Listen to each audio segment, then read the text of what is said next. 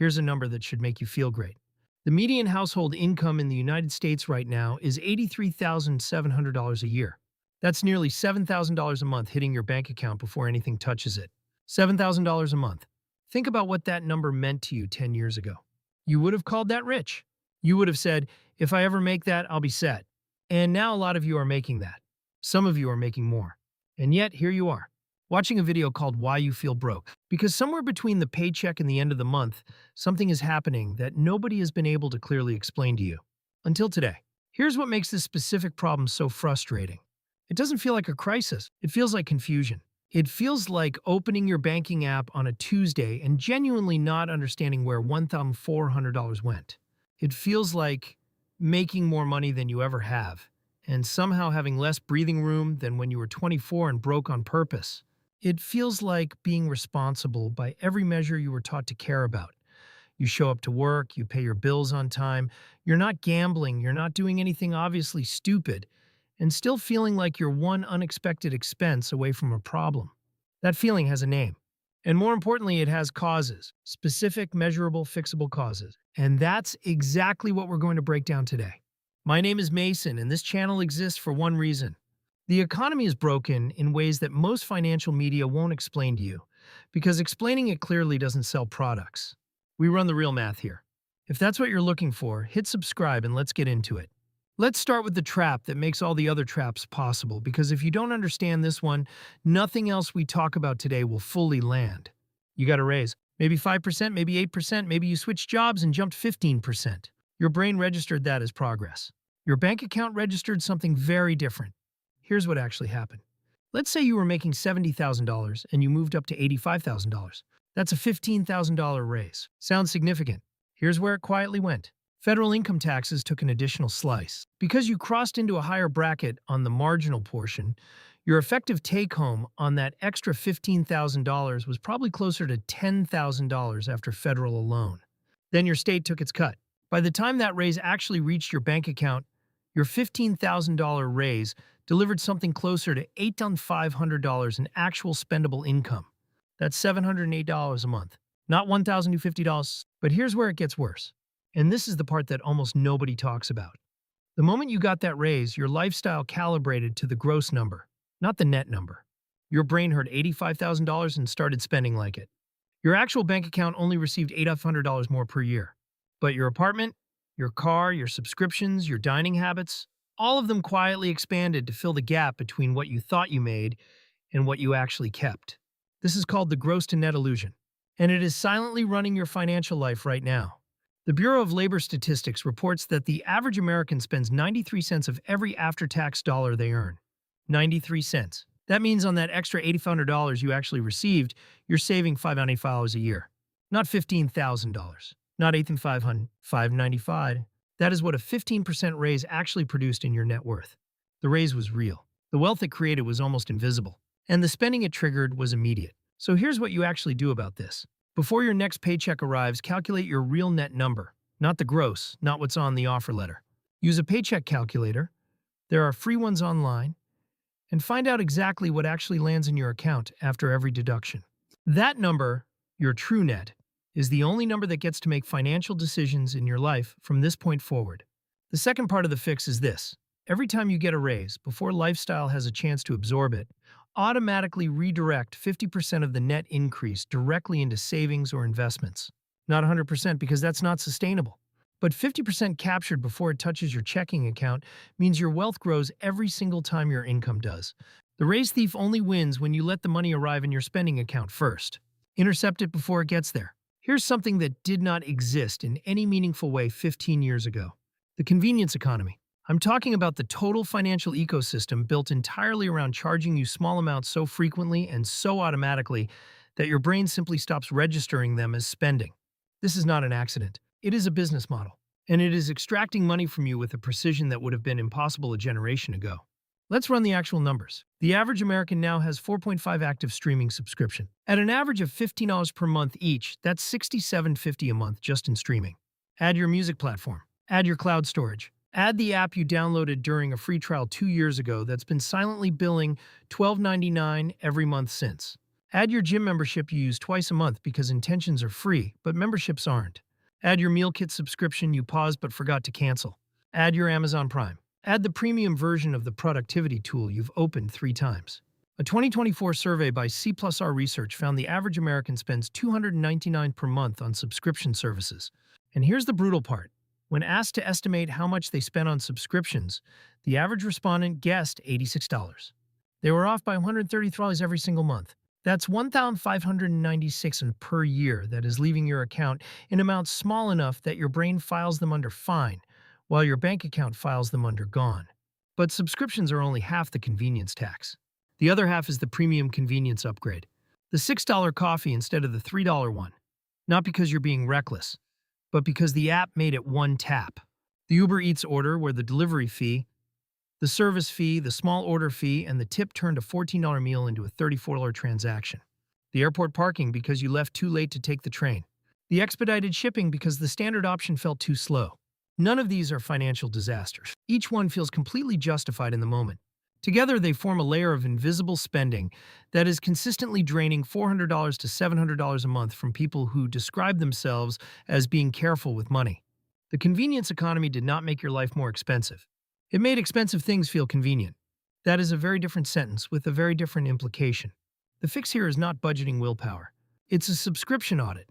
One time, 30 minutes, and it changes your financial picture permanently. Go to your bank statement right now and filter for recurring charges. Every subscription gets one question. Did I use this more than twice in the last 30 days? If the answer is no, it gets canceled today. Not paused, canceled. The average person who does this recovers between $80 and $150 per month within the first hour. That's $1,000 to $1,800 a year from a single 30-minute decision. For the convenience spending side, you don't need to eliminate it. You need to add 1 second of friction back into the process. Turn off one-tap purchasing on every app you have. That single extra confirmation step is enough for your brain to actually make a decision instead of just following momentum. Friction is free, and in the convenience economy, it is the most powerful financial tool you own. Now we need to talk about the trap that nobody wants to admit is affecting them, because admitting it requires a level of self-awareness that is genuinely uncomfortable. You are spending money to match a social environment that has quietly upgraded around you without your permission. Here's how it works. You get a better job. The better job comes with better colleagues. The better colleagues go to different restaurants. Not dramatically different. Just the kind where the entrees are $28 instead of $16 and nobody comments on it. Your friend group starts taking trip. Not expensive trips by their standards, but $400 flights and $200 a night hotels for long weekends that didn't used to exist in your social calendar 3 years ago. Your neighborhood changes or you move somewhere slightly nicer because you can afford it now. And the baseline of what's normal in that neighborhood quietly recalibrates what feels acceptable. A used car in your old neighborhood was completely normal. In your new neighborhood, it becomes a thing you find yourself slightly aware of. Not consciously, just a background hum. A landmark study published in the Journal of Economic Psychology found that 30% of Americans spend money they don't have to keep up with the financial behaviors of people in their social circle. Not to impress strangers, to keep up with friends, people they like and respect. And here's what makes this trap so effective. It's invisible because it happens gradually, socially, and with the full cooperation of people who genuinely care about you. No one in your friend group is telling you to spend money. They're just living their lives.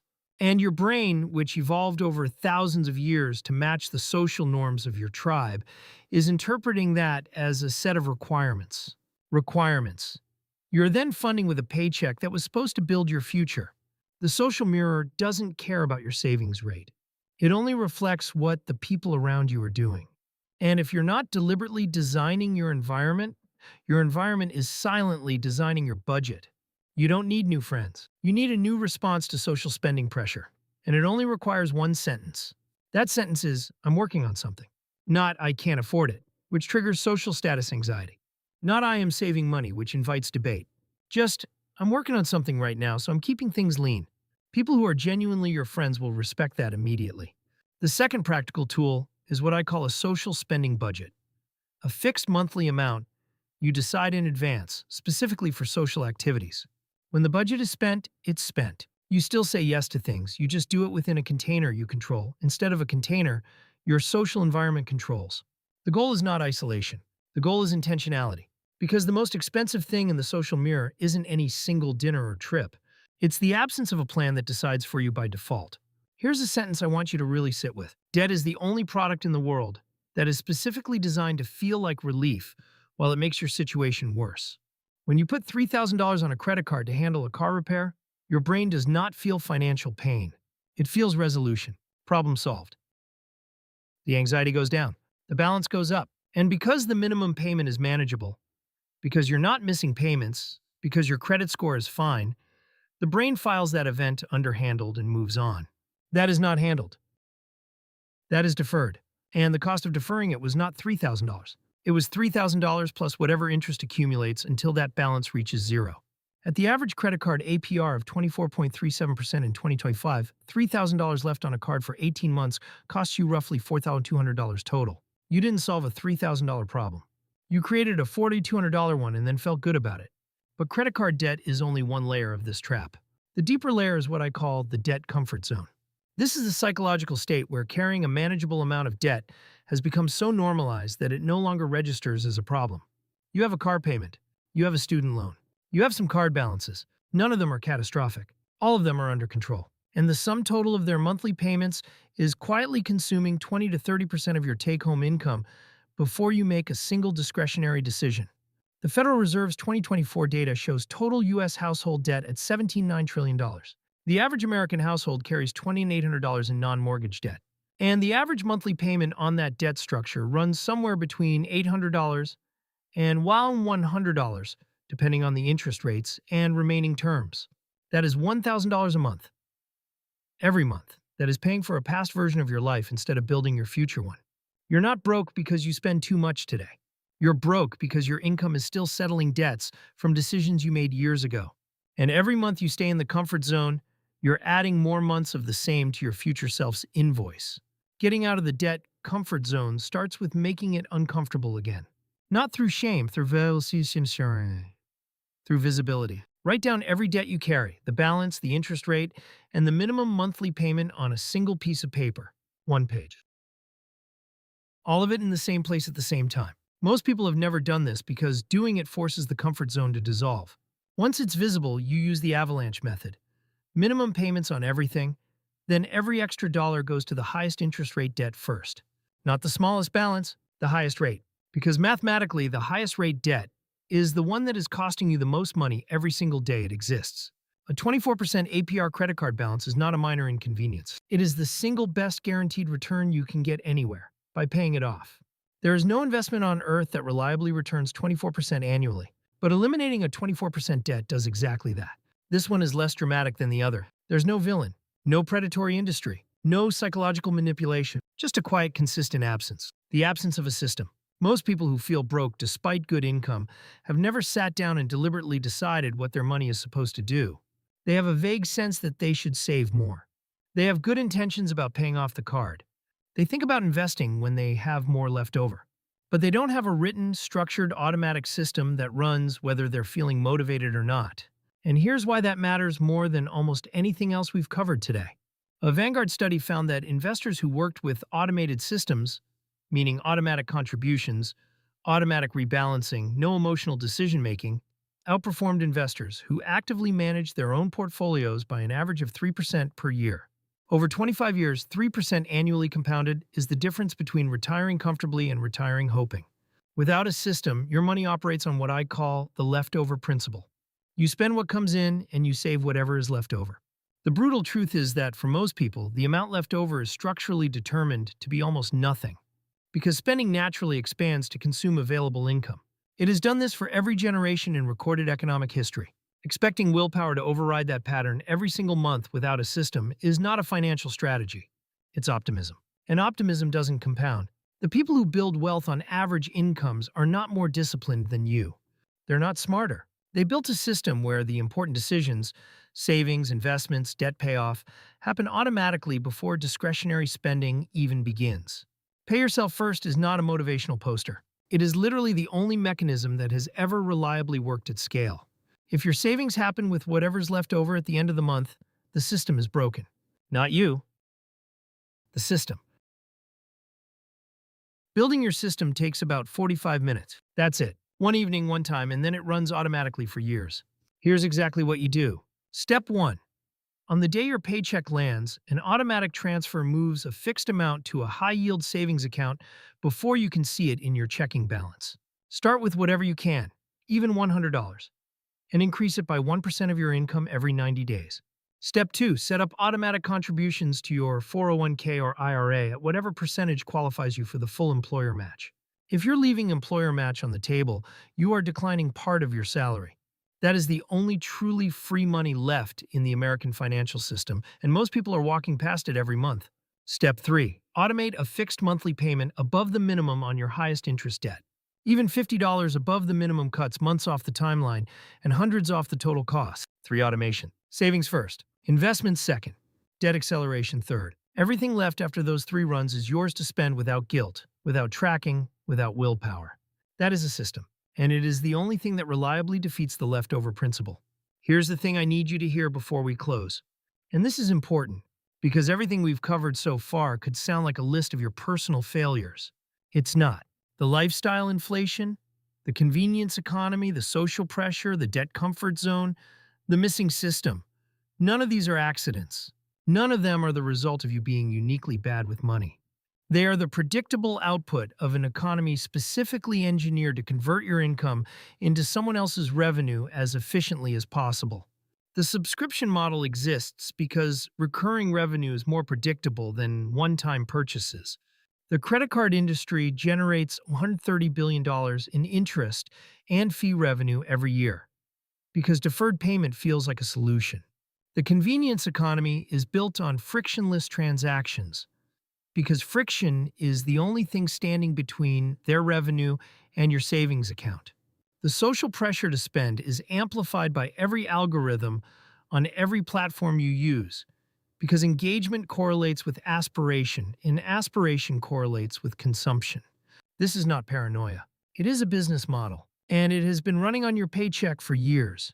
The median household making $8,300 to $700 a year should not feel broke. If that income were distributed according to a basic wealth-building framework, 15% saved and invested, 25% on housing, 15% on transportation, 10% on debt payoff, 35% on everything else, most families would be building meaningful wealth within 5 years.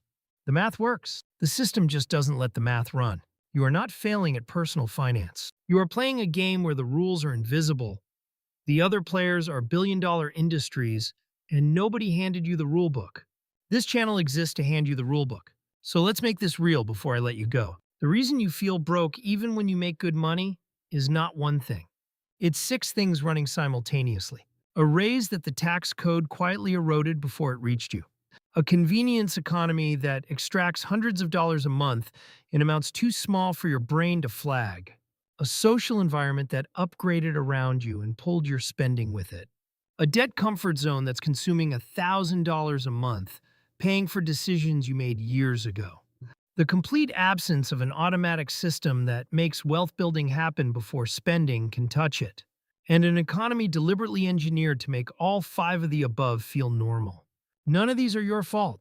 All of them are your responsibility to fix. Those 2 things can be true at the same time. The good news, and there genuinely is good news, is that the math is symmetric. The same mechanisms that quietly drained your wealth can quietly build it. Automation works in your favor the second you set it up. Compound interest does not care what it's compounding. And every dollar that escapes the system and goes into your investment account starts working for you instead of for them. The gap between feeling broke and building wealth on the same income is not a larger paycheck. It's a clearer system. Before you close this video, here's your complete action stack. 1. Calculate your real net take-home number today and never make another financial decision based on your gross salary again. 2. Do a 30-minute subscription audit this week and redirect everything you canceled directly into savings. 3. Set a fixed monthly social spending budget and use one sentence when you need to hold the line. 4. Write down every debt you carry on a single page and start the avalanche. Minimum on everything, maximum on the highest rate. 5. Set up 3 automatic transfers. Savings, investment, debt acceleration. So the system runs whether you're motivated or not. 6. Remember that the broken economy is not going to fix itself. But the math inside of it is completely available to you the moment you decide to use it deliberately. None of this requires a higher income. None of this requires a financial advisor. None of this requires a perfect month where everything goes right. It just requires a decision that you make once, automate immediately, and then let run. That decision is the entire gap between where you are and where you want to be. If this helped you see even one thing differently, hit the like button. It's how this channel grows, and it tells me to keep running this kind of math. Subscribe if you want to keep going, because we're just getting started.